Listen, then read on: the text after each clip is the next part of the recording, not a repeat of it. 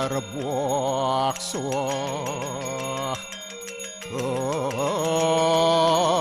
sawit turwarenium borgu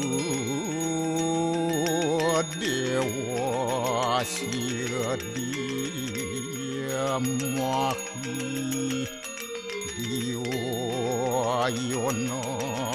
paracu adayat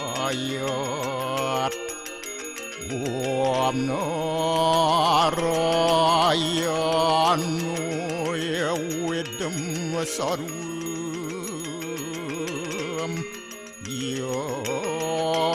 yadbuatam yasyabawiyam neskalang niranjan niruya kalku nirakyata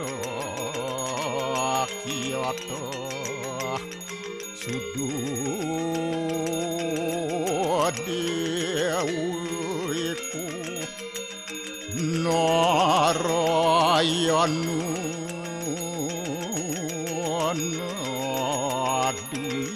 nadiyatyu astiakastit tuam siwa tuam dewa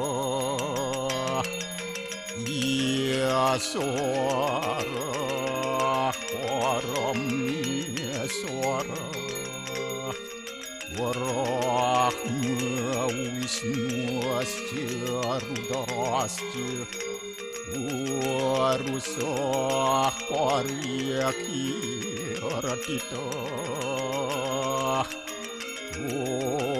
ampapukaram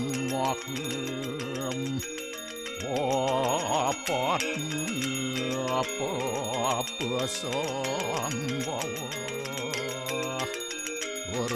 rahimam pundarya kaksik sabahya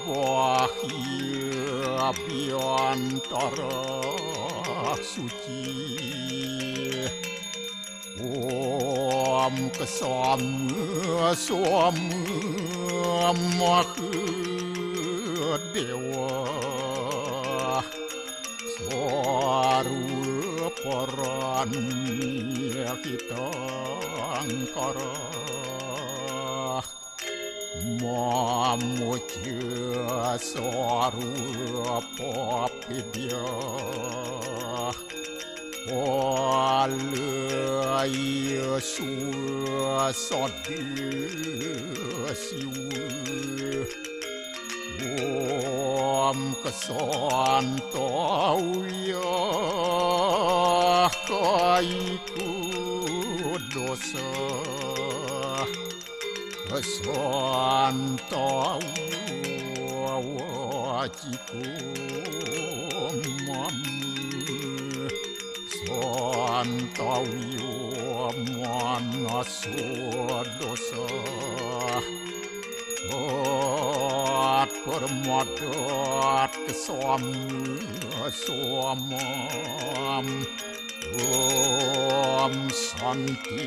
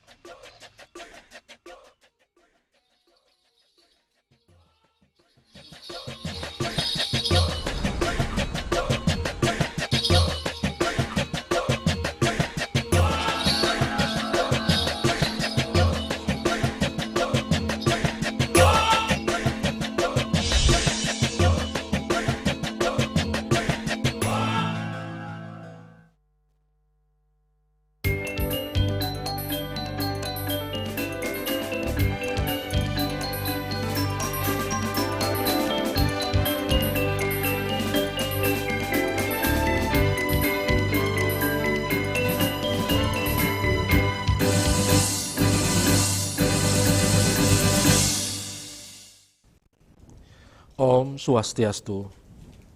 Pemirsa Bali TV seputar Bali kembali hadir dengan menyajikan sejumlah informasi di antaranya. Cegah keracunan, program makan bergizi gratis perlu perkuat standar keamanan pangan.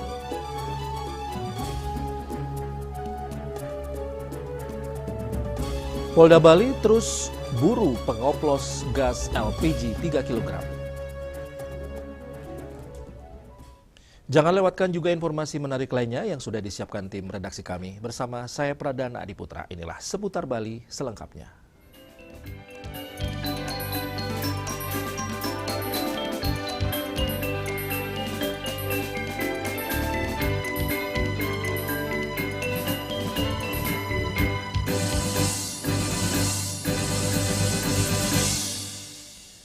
Pemirsa, program makan bergizi gratis MBG yang diinisiasi pemerintahan Presiden Prabowo Subianto merupakan langkah strategis dalam membangun sumber daya manusia SDM unggul melalui pemenuhan kebutuhan gizi masyarakat. Kualitas pangan dan gizi menjadi kunci utama dalam menciptakan generasi yang sehat dan produktif. Namun, pelaksanaan di lapangan masih menghadapi persoalan serius dengan munculnya kasus keracunan makanan di sejumlah daerah.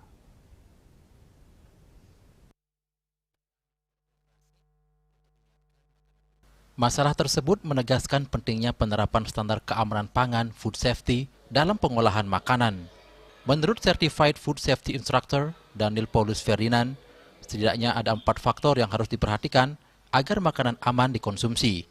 Pertama, food hazard atau bahaya pada makanan yang mencakup aspek biologis seperti bakteri akibat penyimpanan tidak tepat, kimia dari residu pestisida pada buah dan sayur, fisik berupa benda asing seperti batu atau pecahan kaca, ia berpotensi membahayakan anak-anak sekolah. Kedua, aspek temperatur penyimpanan makanan. Makanan panas harus dijaga di atas 60 derajat Celcius, sementara makanan dingin harus berada di bawah 5 derajat Celcius. Jangan sampai menimbulkan food danger zone yang memungkinkan bakteri berkembang biak sangat cepat, termasuk bakteri yang kerap menjadi penyebab keracunan. Ketiga, kapasitas sumber daya manusia dalam pengolahan makanan. Tenaga pengolah seharusnya memiliki sertifikasi keamanan pangan yang bukan hanya formalitas, melainkan benar-benar memahami potensi bahaya makanan dan pencegahannya. Standar seperti Hazard Analysis Critical Control Point, HACCP, dapat menjadi acuan untuk menganalisis resiko sebelum proses memasak. Dan keempat, aspek personal hygiene atau kebersihan diri tenaga kerja. Prosedur standar seperti mencuci tangan, penggunaan hand sanitizer, dan larangan bekerja bagi mereka yang sedang sakit perlu ditegakkan secara ketat untuk menghindari kontaminasi silang. Dan yang paling penting dari sumber daya manusianya sendiri ya, kebetulan sekali saya juga pelaku dan pernah bekerja di kapal pesiar ya, itu wajib tersertifikasi, tapi benar-benar tersertifikasi, bukan hanya memiliki sertifikat food safety yang di dalamnya itu ada pengetahuan tentang foodborne illness, potensial hazardous food atau foodborne penyakit yang disebabkan oleh makanan, kemudian yang berpotensi untuk menjadi bahaya makanan, dan mereka juga wajib tersertifikasi HACCP, Hazard Analysis Critical Control Point. Apa? Jadi mereka sudah bisa menganalisa sebelum melakukan pekerjaan untuk memasak dan lain-lain. Dan yang paling terpenting ya, dan yang ini kadang tidak pernah terpikirkan, personal hygiene. Personal hygiene itu adalah pekerjanya sendiri, dia harus mengikuti prosedur atau standar keamanan. Salah satunya ya, saya kurang begitu tahu ya, apa di setiap dapur penyedia makanan MBG itu ada hand sanitizer. Jadi wajib itu mencuci tangan, itu merupakan sesuatu yang habit. Dan dalam dunia food safety, pekerja yang sedang sakit, dalam hal ini penyakit yang menyebabkan menular seperti diare atau apa, ya itu tidak diperbolehkan untuk bekerja. Karena akan terjadi cross contamination atau kontaminasi silang. Dengan memperhatikan keempat faktor tersebut, kualitas penyelenggaraan program MBG akan semakin terjamin. Penerapan standar keamanan pangan yang konsisten diyakini mampu mencegah kasus keracunan makanan, sehingga tujuan besar menghadirkan generasi sehat, cerdas dan unggul dapat terwujud. Yana Bali TV. Gubernur Bali Wayan Koster meresmikan peluncuran jaringan Wi-Fi 7 pertama di Indonesia bertempat di SMP Negeri 15 Denpasar, Padang Sambian Kaje, Denpasar, Jumat sore. Wi-Fi 7 teknologi jaringan internet dengan kecepatan 2 Gbps. Pemprov Bali akan memberikan internet secara gratis ke sekolah, SMP, SMA, dan SMK di Bali sebagai bagian dari program transformasi pendidikan digital.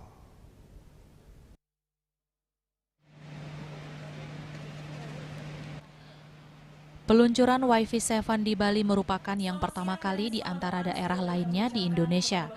Acara yang diinisiasi bersama PT Solusi Sinergi Digital Tbk atau Search, Bali Internet dan Huawei ini peresmiannya ditandai Gubernur Bali secara langsung mencoba melihat kecepatan Wi-Fi 7 dalam proses upload dan download. Selama peluncuran ini melihat Smart Classroom proses pembelajaran secara daring dengan memanfaatkan teknologi digital. Gubernur Bali Wayan Koster mengapresiasi atas inisiatif dipilihnya Bali sebagai lokasi peluncuran Wi-Fi 7. Keberadaan teknologi ini sangat penting agar generasi muda Bali mendapatkan akses setara terhadap teknologi dan mampu berdaya saing di masa depan.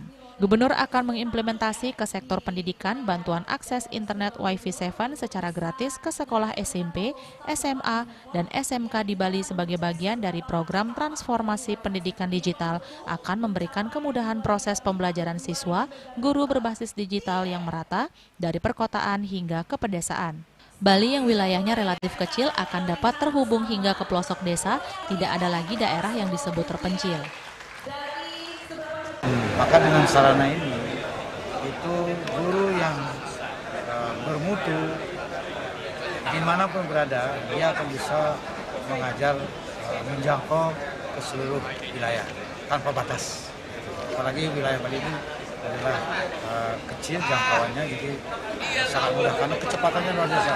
Tadi dicoba dengan SMA 1 Pontianak, nggak ada jeda dan suaranya bersih dan tangkapannya bagus, gambarnya juga sangat bagus. Jadi ini betul-betul menjadi satu metode yang sangat baik untuk meningkatkan untuk pendidikan secara merata di seluruh Indonesia, saya kira. Tapi kita bersyukur karena pertama kali di Bali. Jadi ini hadiah untuk masyarakat Bali. Ditambahkannya, pemerintah Provinsi Bali sebelumnya telah menyediakan Wi-Fi gratis untuk SMA, SMK, Puskesmas, Desa Adat, dan destinasi pariwisata. Program itu dimulai sejak 2020-2021 dan terus berlanjut hingga kini. Adanya Wi-Fi 7 selanjutnya ia berharap sektor lain seperti pariwisata, promosi UMKM, kerajinan rakyat, perumahan, dan transportasi bisa menggunakan teknologi ini. Senior Advisor PT Search Fadel Muhammad menyatakan dipilihnya Bali sebagai tempat peluncuran Wi-Fi 7 karena hasil survei terbaru menunjukkan tingkat pengguna internet di Bali telah mencapai 90,5% lebih. Saat ini Wi-Fi 7 fokus untuk di Bali, selanjutnya baru akan diimplementasi ke daerah lain di Indonesia. Pilih Bali, setelah kita pertimbangkan di antara seluruh Indonesia ini, provinsi yang connectivity tertinggi itu 90% adalah di sini, di Bali. Indonesia rata-rata connectivity-nya hanya 15%, maka kita launching di sini Wi-Fi 7. Tetapi di samping itu kita launchingnya Smart Class. Jadi guru-guru tadi yang ngajar yang pintar di Denpasar bisa ngajar di semua pelosok.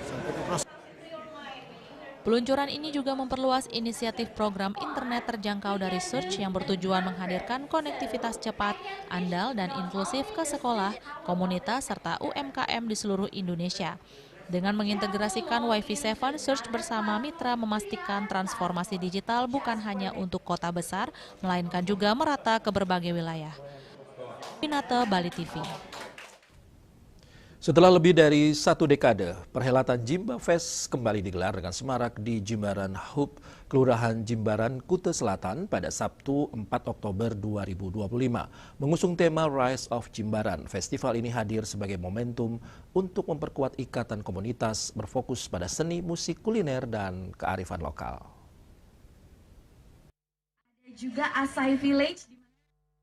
Ketua Yayasan Jimbaran Hijau Yusea Eka Prasetya menjelaskan bahwa Jimbafest lahir dari komitmen kawasan Jimbaran Hijau yang telah berjalan lebih dari 1 dekade. Tujuannya adalah menjadikan Jimbaran destinasi hunian dan wisata yang lebih baik selaras dengan tema Rise of Jimbaran. Evolusi Jimbafest dimulai dari gerakan Mari Berkebun, Hari Bumi hingga menjadi Jimbafest. Ia menekankan bahwa ajang ini secara konsisten merangkul komunitas dan masyarakat untuk berkreasi dan berekspresi melalui seni, budaya, musik, edukasi, dan kepedulian terhadap lingkungan. Tahun ini Jimbafest menghadirkan nuansa berbeda dengan meluncurkan Arak Village dan Lawar Showcase. Evolusi Jimbafest dari gerakan Mari Berkebun, Hari Bumi, hingga akhirnya menjadi Jimbafest seperti sekarang ini adalah bukti pertumbuhan dari komitmen tersebut yang selalu berupaya merangkul teman-teman komunitas dan juga masyarakat untuk berkreasi dan berekspresi melalui seni, budaya, musik, edukasi, dan tentunya kepedulian terhadap lingkungan. Yang berbeda dari Jimbafest di tahun ini adalah kita menghadirkan Arak Village dan juga Lawar Showcasing untuk mengangkat dan mengedukasi kekayaan warisan lokal, serta melalui musik Jimbafest 2025 menjadi wadah bagi talent dan artis lokal untuk dapat menunjukkan keunikan dan warna mereka melalui open submission. Senada dengan itu, CFO Jimbaran Hijau Augiawati Jo mengungkapkan sejarah Jimbafest yang berawal dari upaya mengajak masyarakat Jimbaran untuk menanam pohon dan penghijauan. Kemudian pihaknya mengangkat kebudayaan Bali melalui kompetisi Bleganjur dan Parade Gebogan, serta mengajak warga Jimbaran peduli akan kebersihan lingkungan.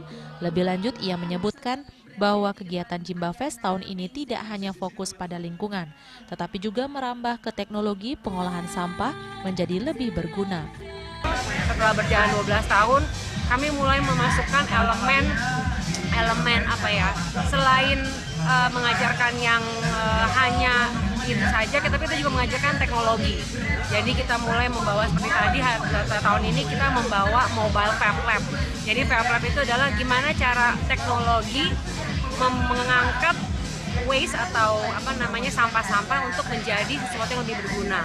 Jadi kita mulai nih, nanti mudah-mudahan tahun depan kita bisa melakukan lebih banyak lagi di Jimbafest, dan mudah-mudahan juga dengan ada Jimbafest seluruh Jimbaran ini terkenal gitu ya, bahwa Jimbaran itu memiliki banyak, kaya akan budaya, kaya akan talent, kaya akan ide-ide baru, dan juga environment yang sangat menyenangkan untuk Pulau Bali. Lurah Jimbaran Wayan Kardiase menyatakan kebanggaan yang mendalam terhadap sebuah yayasan yang secara konsisten bergerak mengembangkan talenta di Kelurahan Jimbaran. Ia menyebut bahwa upaya yayasan ini sangat berkontribusi dalam meningkatkan prestasi generasi muda di wilayah tersebut. Selain bentuk dukungan tersebut, ia juga secara khusus meminta kepada Yayasan Jimbaran Hijau untuk turut berperan aktif dan berkolaborasi dalam upaya menjaga kelestarian lingkungan di Kelurahan Jimbaran.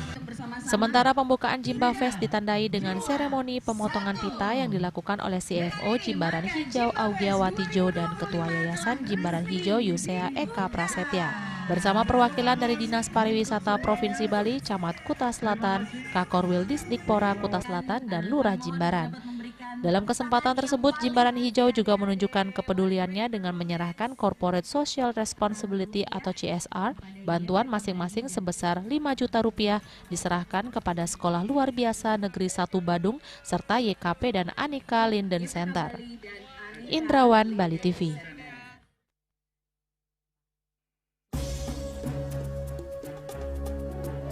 Polda Bali terus buru pengoplos gas LPG 3 kg. Kami segera kembali dengan laporannya.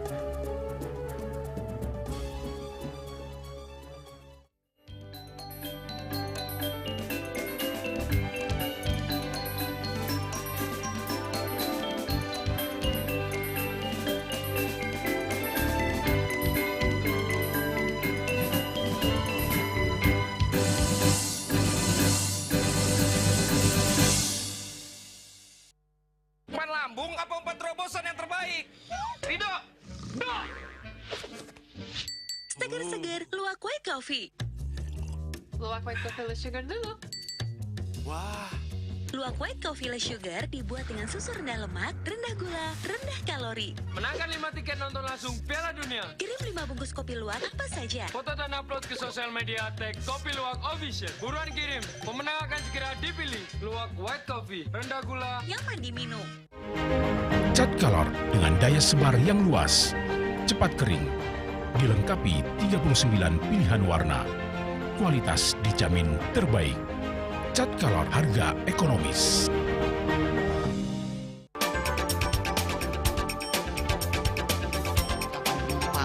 Pihak bandara telah melayani sebanyak 192.284 penumpang baik domestik maupun internasional. Operator mengatakan dari kunjungan wisatawan mencapai 3.000 pengunjung per hari tersebut.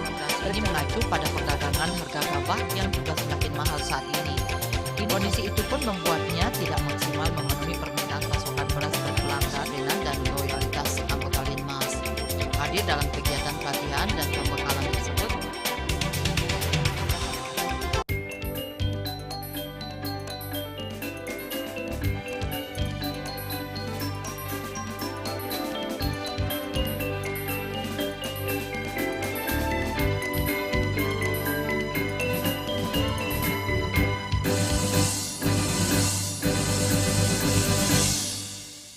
Pemirsa, Polda Bali terus akan menindak tegas pelaku pengoplosan gas LPG dari skala kecil maupun skala yang besar di Bali, sehingga tidak ada lagi pengoplosan gas bersubsidi karena ini merupakan hak dari masyarakat yang kurang mampu dan sangat merugikan baik masyarakat maupun pemerintah.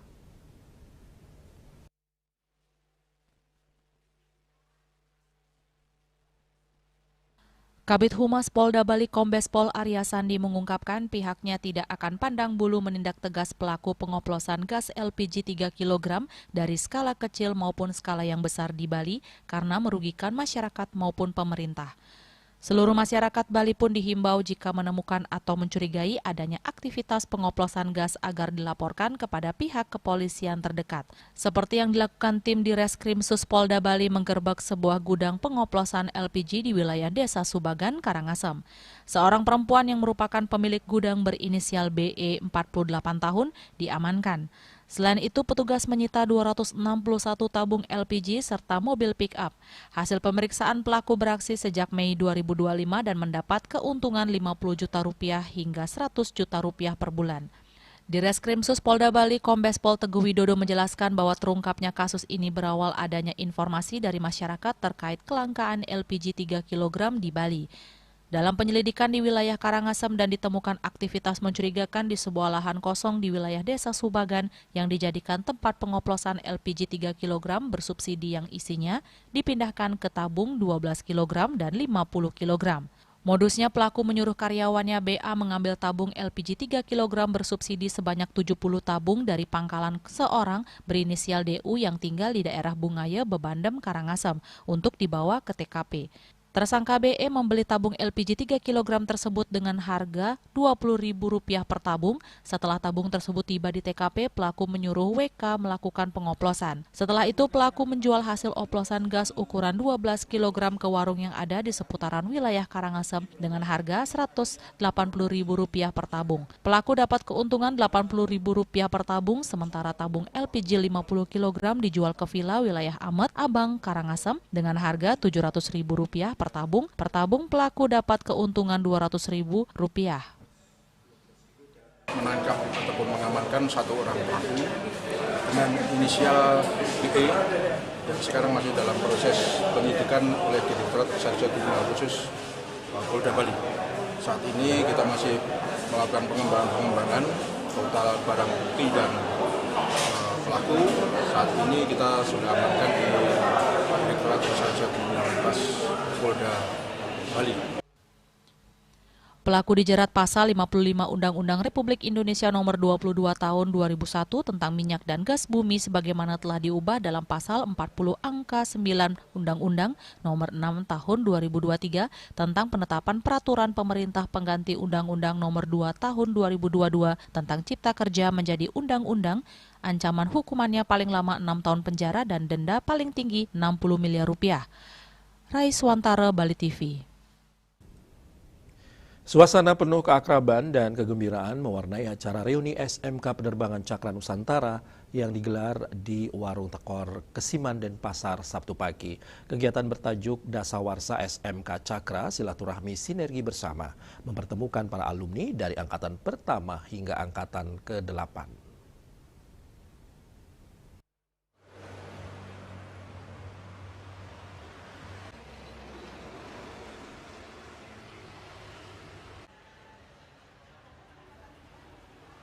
Puluhan alumni hadir dalam acara ini dari berbagai daerah untuk bersilaturahmi dengan rekan-rekan seangkatan dan para guru. Acara berlangsung hangat dengan diisi berbagai kegiatan seperti ramah tamah, testimoni alumni, dan berbagai fun game dengan memberikan hadiah door prize. Kepala SMK Penerbangan Cakra Nusantara Nova Alvinda Anugrah menyampaikan apresiasi dan rasa bangga atas kiprah para alumni telah datang di Temu Kangen alumni angkatan 1 hingga 8. Meski hanya puluhan, namun tidak mengurangi kemeriahan para alumni yang kini telah berkarir di berbagai bidang, terutama di industri penerbangan, transportasi, pariwisata, dan dunia kerja profesional lainnya.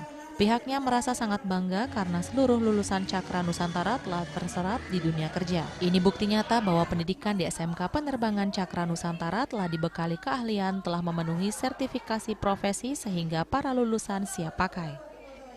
Hari ini kita diikuti oleh sekitar kurang lebih 20 alumni yang mana yang mulai dari alumni 1 sampai alumni ke-8 turut hadir juga, mungkin karena yang lainnya juga kesibukannya di karirnya sekarang masing-masing. Tujuan acara ini yaitu untuk merekatkan lagi alumni-alumni yang sudah tersebar ke berbagai penjuru di Indonesia yang sudah berkarir di karirnya masing-masing. Harapan kami semoga alumni ini bisa merangkai lagi, merangkul lagi kekeluargaannya di SMK Penerbangan Cakra Nusantara. Selain ajang silaturahmi, reuni ini juga menjadi momentum memperkuat sinergi antara sekolah dan alumni untuk mendukung pengembangan kualitas pendidikan dan saling berbagi informasi di antara para alumni. Alumni diharapkan dapat berperan aktif memberikan bimbingan, peluang kerja maupun motivasi bagi siswa yang masih menempuh pendidikan di sekolah. Acara yang berlangsung penuh kekeluargaan tersebut diakhiri dengan sesi foto kenangan, menandai 1 dekade perjalanan SMK Penerbangan Cakra Nusantara dalam mencetak generasi muda siap kerja dan berintegritas. SMK Industri Penerbangan Cakra Nusantara memiliki jurusan yakni Teknik Pesawat Udara, Teknik Jaringan Komputer dan Telekomunikasi, Manajemen Perkantoran dan Layanan Bisnis, Teknik Energi Terbarukan. Saat PKL, di mana PKL yang pertama itu di Bandung, satu angkatan. Itu tuh benar-benar kayak menjalin silaturahmi sesama angkatan. Terus itu yang terakhir, yang bareng-bareng itu ada di Pare. Di Pare kita kalau nggak salah itu 2 bulan atau sebulan. Itu tuh benar-benar seru banget. Jadi buat adik-adik SMP yang belum tahu mau sekolah di mana, sekolah di Cakra. Di sini perkenalkan diri, nama saya Ibu Ketua. Saya dari angkatan 8, sekaligus ketua angkatan 8.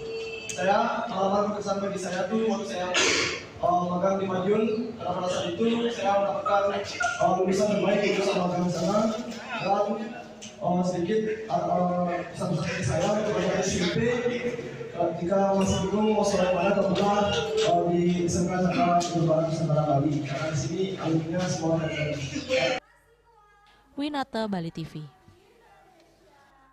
Universitas Mahasaraswati Unmas Denpasar mengalami lompatan kemajuan luar biasa dalam mencetak SDM Bali berkualitas. Rektor Unmas, Profesor Dr. Iketut Sukawati Lanang Putra Perbawa SHMH pada Sabtu 4 Oktober 2025 mewisuda 768 sarjana dan magister pada acara wisuda ke-70 di Nusa Dua.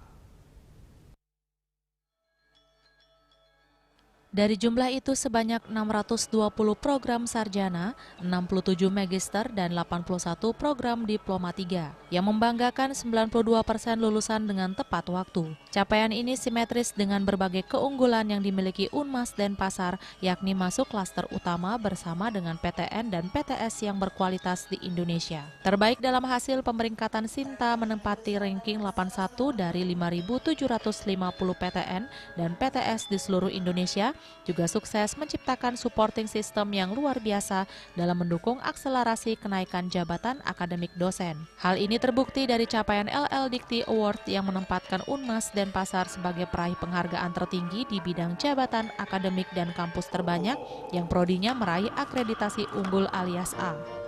Unmas Denpasar juga memecahkan rekor sebagai PTS pertama di Bali. NTB dan NTT mendapat peringkat akreditasi unggul untuk akreditasi perguruan tinggi. Untuk akreditasi program studi 10 prodi meraih peringkat unggul dan 20 prodi peringkat baik sekali B dan baik. Rektor Lanang Prabowo menekankan kualitas adalah modal utama guna memberi penjaminan mutu dan masa depan lulusan. Makanya dia berjanji terus meningkatkan kualitas SDM dan Sarpras serta memperkuat program terbaik yang dirintis rektor sebelumnya. Terima kasih. Hari ini adalah wisudawan dari Universitas Mahasiswati Denpasar. Kita mewisuda kurang lebih hampir 768 mahasiswa-mahasiswi dengan dari 8 fakultas, dan tentunya kami berharap masyarakat Bali dan masyarakat di luar Bali untuk mempercayakan putra ini untuk kuliah di Universitas Mahasiswati Denpasar karena kami sudah mencapai akreditasi unggul. Semoga nanti juga seluruh pihak masyarakat bisa mensupport dunia pendidikan, utamanya dalam perkembangan zaman teknologi ke depan untuk bisa mengabdi kepada keluarga, masyarakat, bangsa, dan negara. Sementara itu, Ketua Yayasan Perguruan Rakyat Saraswati Pusat Denpasar Co. Istri Sri Ramaswati SHMH mengacungkan jempol atas capaian prestasi Unmas. Yayasan yang didirikan 8 Desember 1946 oleh dua tokoh yaitu almarhum Bapak I Gusti Putumerte dan almarhum Bapak Dr. H.C. I Gusti Madetambe sampai sekarang tetap ajab. Yayasan sampai saat ini mengelola banyak unit lembaga pendidikan mulai dari pendidikan anak usia dini sampai dengan perguruan tinggi. Lebih lanjut, Rektor Lanang Prabowo menjelaskan salah satunya yakni memberi nilai manfaat dan kegiatan praktis tiap prodi yang dimiliki. Di FH, dosennya disiapkan membantu LPD sebagai dosen pendamping, peningkatan pelayanan publik, dan menjadi pusat kajian UMKM, termasuk menjadi pusat kajian perempuan di Bali. Kami berharap Universitas Mahasiswati Denpasar tetap makin baik dan tetap di hati masyarakat Bali dan sekitarnya, dan tetap bisa mempertahankan akreditasi unggul untuk kita semua, sehingga saya ucapkan terima kasih juga kepada seluruh sivitas akademika di Unmas, termasuk yayasan dan masyarakat Bali yang mendukung setiap program-program Tridharma perguruan tinggi, sehingga sampai saat ini kita bisa meraih unggul dan bisa mempertahankannya. Masukan dan kritikan akan terus ditampung demi kemajuan Unmas Denpasar yang unggul, berkualitas dan berbudaya, termasuk menyiapkan dana hibah penelitian bagi dosen secara maksimal. Dengan demikian, Unmas Denpasar terus menambah SDM dosen berkualifikasi doktor yang kini 128 orang, sedang studi 83 orang dan 24 orang guru besar. Hendra, Bali TV.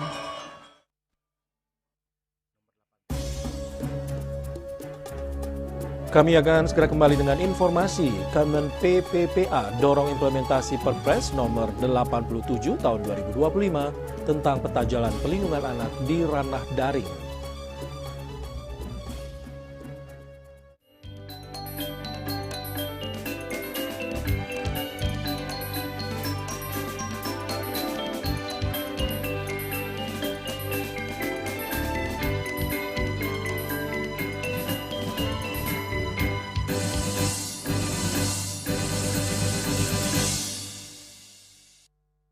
Lambung apa 4 terobosan yang terbaik? Rido! Do! Seger-seger, luwak white coffee. Luwak white coffee less sugar dulu. Wah. Luwak white coffee less sugar dibuat dengan susu rendah lemak, rendah gula, rendah kalori. Menangkan 5 tiket nonton langsung Piala Dunia. Kirim 5 bungkus kopi luwak apa saja. Foto dan upload ke sosial media tag Kopi Luwak Official. Buruan kirim, pemenang akan segera dipilih. Luwak white coffee, rendah gula, nyaman diminum. Emco, cat kayu dan besi.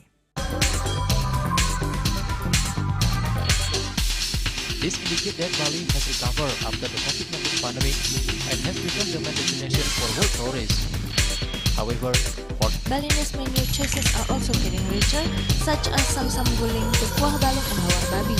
Although many restaurants serve similar menus made from pork, Thai, they leave behind telltale characteristics of fragments of DNA circulating in the blood, called cell-free DNA.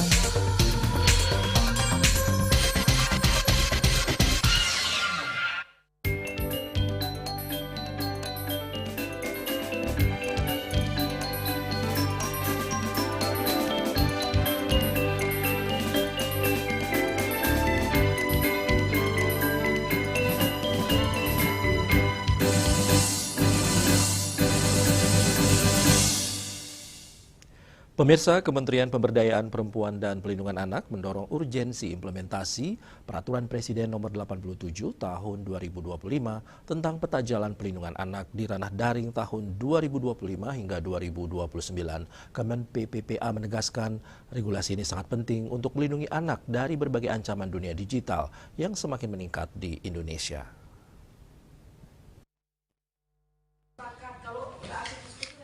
Dalam temu media di kantor Kemen PPPA di Jakarta, Kemen PPPA menegaskan urgensi implementasi Peraturan Presiden Nomor 87 Tahun 2025 tentang peta jalan perlindungan anak di ranah daring tahun 2025 hingga 2029. PLT Deputi Bidang Perlindungan Khusus Anak Kemen PPPA Ratna Susianawati menegaskan regulasi ini krusial untuk melindungi anak dari berbagai ancaman dunia digital yang semakin meningkat di tanah air. Ratna menambahkan Perpres ini diharapkan menjadi panduan bersama lintas kementerian, lembaga hingga pemerintah daerah dalam memperkuat perlindungan anak. Peta jalan tersebut menitik beratkan pada 3 aspek utama yaitu pencegahan, penanganan, dan kolaborasi. Yang terkait dengan tata kelola penyelenggaraan sistem elektronik. Jadi 2 hal. Di satu sisi ketika bicara Perpres Nomor 87 2025 kita akan mengatur sinergitas antar kementerian lembaga.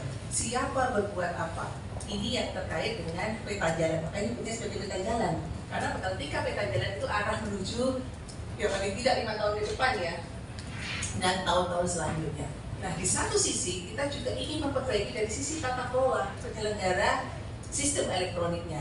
Itu melalui PP nomor 17 yang kita kenal sebagai PP Tunas. Jadi ini sangat-sangat beririsan dan kementerian-kementerian leadnya pun sebenarnya sama, ya hampir sama.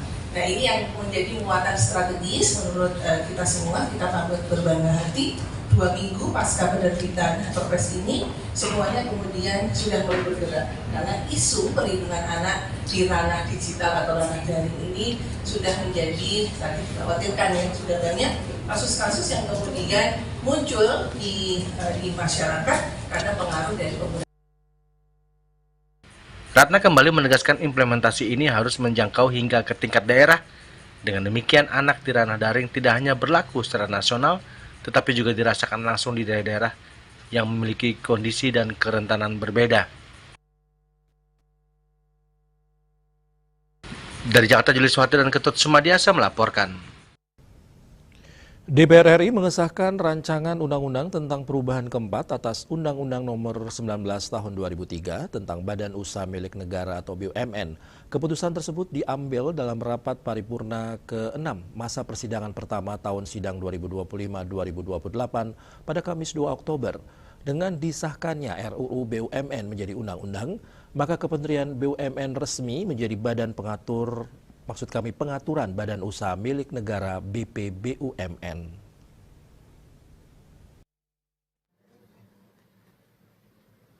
DPR RI akhirnya ketok palu dan resmi mengesahkan rancangan undang-undang tentang perubahan keempat atas Undang-Undang Nomor 19 Tahun 2003 tentang Badan Usaha Milik Negara BUMN menjadi undang-undang. Keputusan tersebut diambil dalam rapat paripurna ke-6 masa persidangan pertama tahun sidang 2025-2026 di ruang paripurna Gedung Nusantara 2 Senayan, Jakarta pada Kamis 2 Oktober.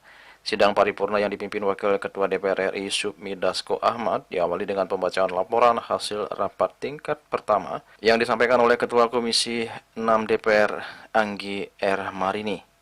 Setelah mendengar laporan pimpinan sidang, Supmi Dasko pun akhirnya ketok palu sebagai tanda disahkannya RUU BUMN menjadi undang-undang setelah sebelumnya menanyakan persetujuan para peserta rapat. Dengan disahkannya RUU BUMN ini, maka Kementerian BUMN resmi menjadi Badan Pengaturan Badan Usaha Milik Negara BPBUMN.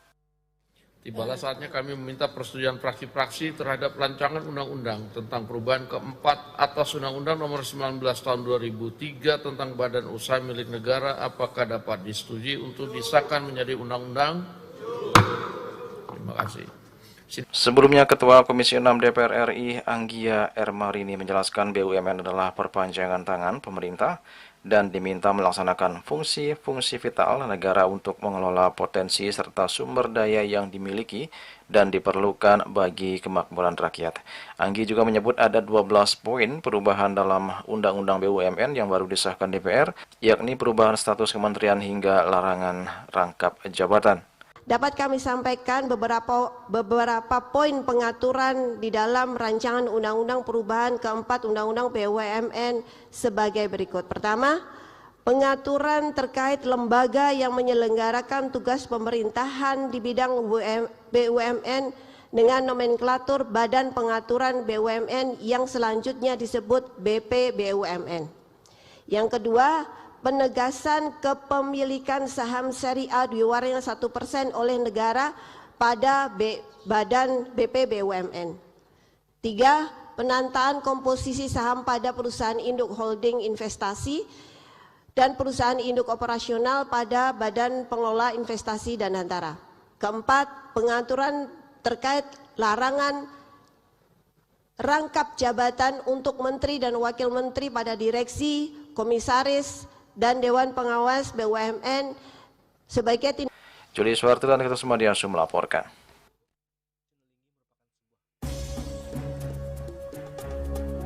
Upacara munggahan Daksina Linggih, upacara menghadirkan fisik dan non-fisik perwujudan Tuhan Yang Maha Esa. Kami segera kembali dengan informasinya.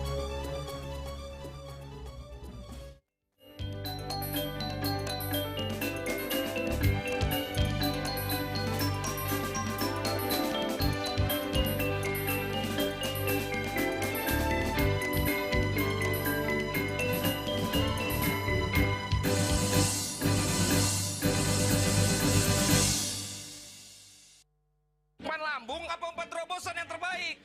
Rido! Seger-seger, luwak white coffee.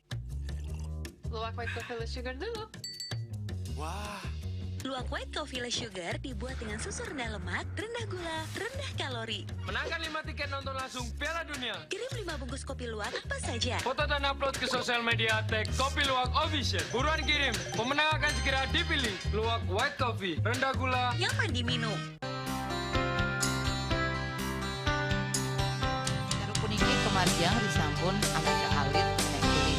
Metapang kalau bos, mepandes utawi misangi drama antar Ketua Banjar Jakarta Selatan hari di Jakarta Selatan para pinangita miwah tokoh-tokoh umat Hindu. Emansipasi miwah penyarengan kerama istri saha anggen cangin purikau wenten taler 6 TPS sani kaayahin oleh kerama istri inggian ring TPS 6.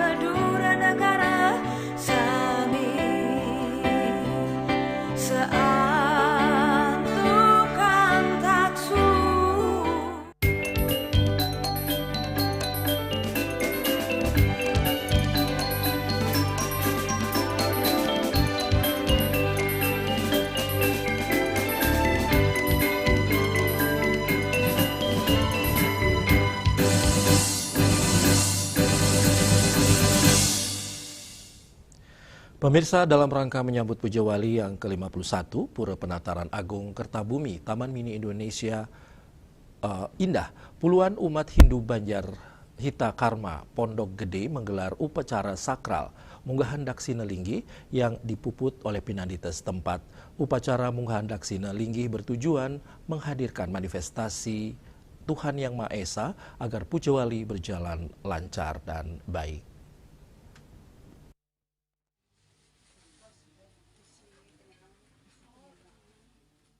Dalam rangka menyambut Puja Wali yang ke-51 Pura Penataran Agung Kertabumi, Taman Mini Indonesia Indah, puluhan umat Hindu Banjar Hita Karma Pondok Gede menggelar upacara sakral munggahan Daksina Linggih yang dipuput oleh pinandita setempat. Salah satu pimpinan di Pura Penataran Agung Kertabumi, Pande Nyoman Sudi Asana mengatakan, munggahan Daksina Linggi merupakan sebuah frase yang menggabungkan munggahan yakni Daksina yang didudukan atau Plinggi dalam konteks keagamaan Hindu. Dalam pembuatan Daksina, setiap elemen yang ditambahkan berisikan arti dan makna tertentu sebagai bentuk pemujaan dan rasa terima kasih yang widiwasa dan segala bentuk, serta juga dapat diartikan menghadirkan manifestasi Tuhan Yang Maha Esa agar puja wali berjalan lancar dan baik.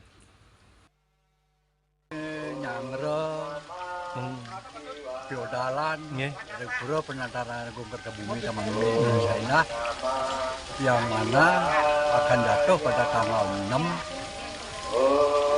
Oktober 2025. Nah, rangkaian yang perlu perhatian dari umat sedharma adalah menghias, mewujudkan fisik dan non fisik sehingga dapat dirasakan oleh umat dan kita semua demi kelancaran kehidupan alam semesta dan isinya. Jadi apapun yang diaturkan oleh umat Hindu seperti yang dilaksanakan tadi itu kan semua lambang daripada isi alam semesta ini. Gitu. Jadi untuk mendekatkan personal dalam ajaran Hindu itu dibuatkanlah miniatur sangat mini yang disebut Daksina Linggi. Linggi siapa? Ya Linggi yang kita yakini gitu. Ida Betara Susuna atas asung Ketua Baru Nugraha Ida Sang Hyang Widiwasa. Sementara itu, salah satu ketua Sukaduka Hindu Dharma Banjar Hita Karma Pondok Gede Iwayan Sukarata mengatakan rangkaian-rangkaian menyambut puja wali ke-51, di antaranya kegiatan ngayah umum, menjejahitan pebantanan, membuat penjor, santi puja, dan puncak karya jatuh di tanggal 6 Oktober 2025. Yang hari ini kegiatan yang Daksina Linggi yang sedang berjalan ini adalah mungahang Daksina Linggi ring Padmo sareng masang kain cecebur dan masang lama niko yang di Padmo sami nggih. Kalau hari ini selain itu dari pagi tadi kita masang perenggo semua niki sampun sami. Nah, sementara niko stok demun harus bersih-bersih. Untuk kegiatan hari ini nggih benjang ya. Untuk benyang, pagi-pagi bapak-bapak membuat penyor, kemudian ibu-ibu akan nyait, banyak sekali yang datang dari dari Banjar Cibubur, Halim, Bekasi, dari Cijantung, dari Kalibata, Sarati, Semeton, Keramo Titiang, Sareng Sami, Dumugi, acara puja wali puniki, rangkaian semuanya bagi antar. Kocak kalau bisa dukungannya ikut berpartisipasi, memberikan dukungan dan dukungnya seikhlasnya. Enten nggih, untuk semua atas segala dukungan kerjasama, pemikiran, material, moral dan pemikiran sareng sami sadituntun ngayah untuk semudahan. Dari Jakarta, Julius Suharto dan Ketut Sumadiasa melaporkan. Sementara itu, dalam rangka menyambut puja wali yang ke-27 Pura Giri Kusuma, puluhan umat Hindu Sukaduka Banjar Bogor menggelar kegiatan Nektegan Karya yang dipuput oleh Ide Pandita Dharma Putra Paseban dari Griya Rempoa, Tangerang Selatan. Upacara sakral Nektegan Karya diharapkan agar karya puja wali berjalan lancar dan baik, serta umat Hindu khususnya umat Hindu Bogor memperoleh kebahagiaan dan kesejahteraan oleh Tuhan Yang Maha Esa.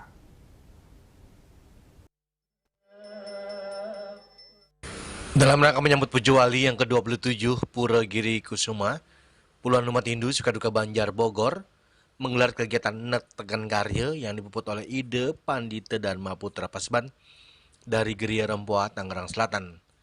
Salah satu ketua panitia puja wali, Iketut Aryana, mengatakan tujuan upacara Nektegan Karya adalah untuk mengukuhkan kesucian dan kesakralan bangunan suci dan pebantanan puja wali. Nektegan Karya juga disimbolkan membersihkan pikiran dan perkataan agar umat Hindu terhindar dari sifat negatif sehingga pelaksanaan puja wali atau karya lainnya dapat berjalan lancar dan umat mendapatkan keberkahan serta ketenangan. Ini kita bagian daripada rentetan Puja Wali, di mana hari ini hari Kamis kita mengundang ide untuk acara ngentekan kari yang punya maksud dan tujuan adalah di mana kita sudah dengan jelas bahwa tidak akan ada perubahan apapun dari perencanaan dan pelaksanaan Puja Wali nanti di hari Senin tanggal 6 Oktober itu. Hari ini kita sudah berdoa bersama-sama, mudah-mudahan pelaksanaan selalu tidak ada hal-hal yang bisa mengganggu, tidak ada hal-hal yang baik gangguan dari internal maupun eksternal. Kerja keras, harus saling toleransi dengan yang lain, sehingga ajak pelaksanaan Puja Wali niki yang dilanasi dengan teknik ini supaya umat itu bisa bekerja pekenyum dan lain sebagainya, dan akhirnya supaya memperoleh juga kebahagiaan, memperoleh kesejahteraan, dan memperoleh kepercayaan.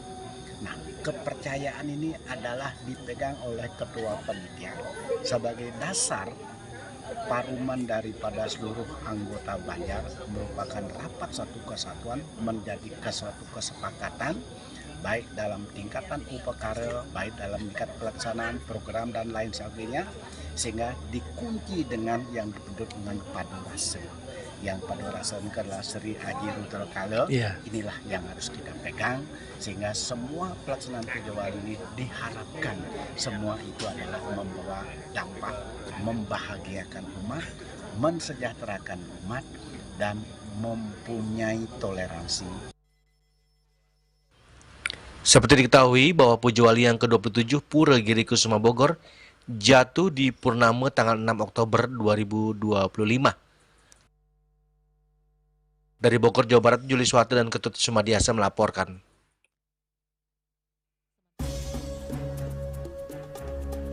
Pemirsa, jangan beranjak dulu, kami segera kembali dengan laporan tingkatkan kapasitas jurnalisme mitigasi bencana alam.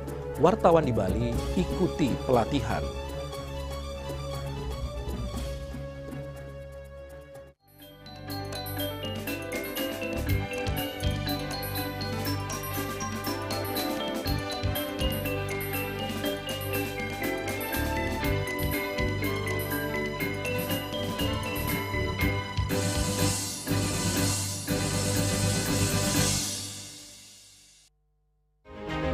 Cat Color dengan daya sebar yang luas, cepat kering, dilengkapi 39 pilihan warna.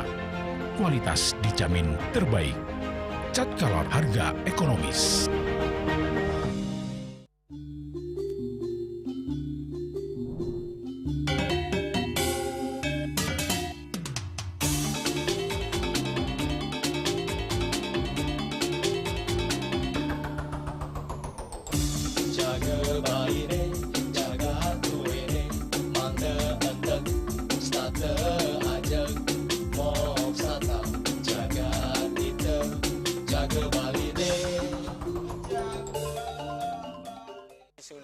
Pemangku peseraman tetap mengusahakan pendidikan moral. Budi pekerti suko wibawo tan kewawo dening pejah graha astro graha setri ngeten ya. Aneka dua eka dua swalaksana batara. Jadi alam niki seisen yang jagat niki sami kesusup oleh desang yang widi. Siwa bumi, ring bumi niki wenten batara niki. Sangat raga ngai mecaru kan ngidupang pertiwi di Bali buana bumi mengurip niki.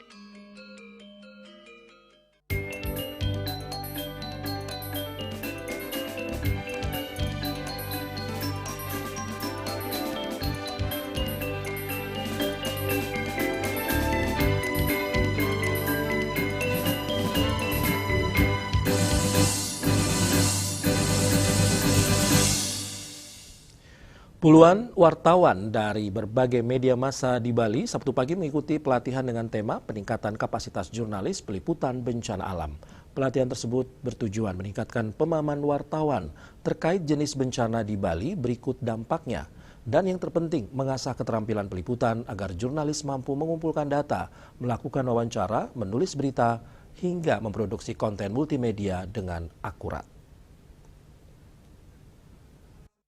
Sebagai destinasi pariwisata dunia memiliki karakteristik geologis dan geografis yang rawan terhadap berbagai bencana alam. Ancaman gempa bumi dan tsunami selalu mengintai akibat keberadaan zona subduksi di selatan Jawa Bali, sementara perubahan iklim global juga memperburuk potensi bencana hidrometeorologi seperti banjir bandang dan tanah longsor. Meski potensi bencana tinggi, tingkat kesiapsiagaan masyarakat masih dinilai belum optimal. Minimnya sosialisasi latihan simulasi serta keterbatasan akses informasi yang mudah dipahami menjadi tantangan utama.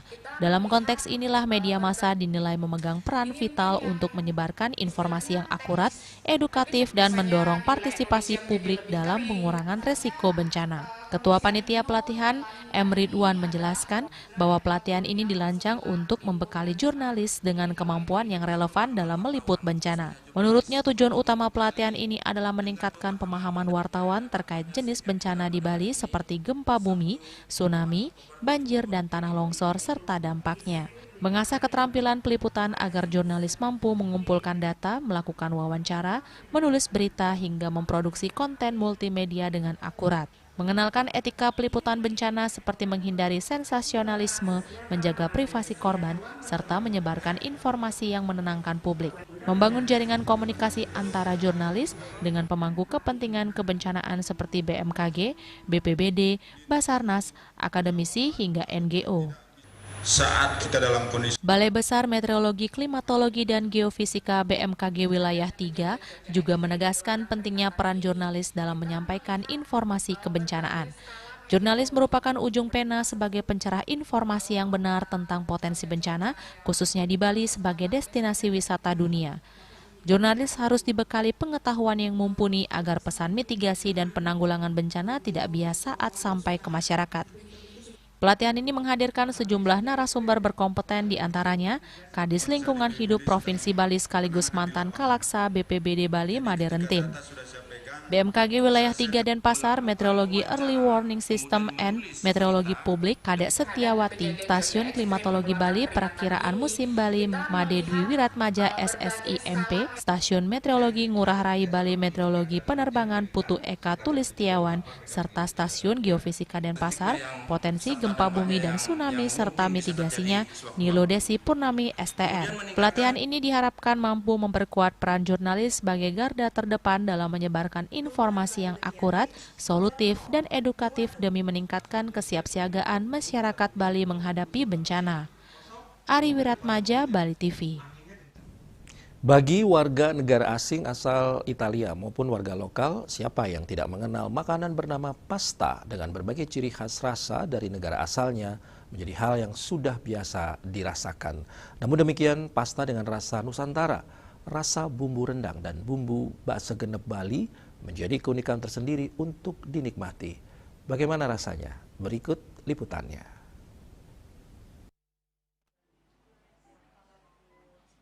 Pasta merupakan makanan olahan yang digunakan pada masakan Italia yang terbuat dari adonan tidak beragi berbahan tepung gandum durum yang dicampur dengan air atau telur dan dibentuk menjadi lembaran-lembaran atau bentuk-bentuk yang beragam. Pasta dimasak dengan cara direbus atau dipanggang. Pasta memiliki berbagai bentuk seperti spaghetti atau untiran panjang, fettuccine atau lembaran lebar, lasagna lembaran datar, dan penne, tabung berpotongan miring. Karakteristik pasta yang berkualitas baik memiliki tekstur yang kenyal dan elastis. Pasta menjadi sangat populer di Italia selama masa Renaissance dan menyebar ke seluruh dunia seiring dengan perkembangan teknologi. Seperti pada Bali yang menjadi destinasi wisata kelas dunia dan pusat bagi pertemuan berkelas, menyediakan solusi kuliner yang tidak hanya lezat sesuai dengan standar dan memanjakan lidah. Salah satunya pasta beef rendang tortellini, prawn sambal parpadele, serta zucchini Bali fettuccine di Lopodo Cafe menggambarkan perpaduan harmonis antara warisan kuliner Nusantara, antara khas bumbu rendang, bakso genep Bali, dan teknik pasta Italia. Pasta yang kita buat khusus, diracik khusus, selain memang pasta-pasta klasik, kita juga punya pasta yang bercita rasa Indonesia. Kalau tadi dicoba ada yang beef rendang, ada yang sambal balado, dan ada juga yang bumbu Bali. Bedok banget ya untuk rasa Nusantaranya. Dan ketiga itu mungkin saya prefer yang sambal udang gitu. Nah itu lumayan menurut saya cocok di lidah saya karena saya juga suka pedas dan kita sambal gitu ya. Mungkin dari rasanya juga enak banget. Raiswantara, Bali TV. Dan kini kami sampaikan informasi perakiraan cuaca untuk kabupaten kota di Bali berlaku hari ini.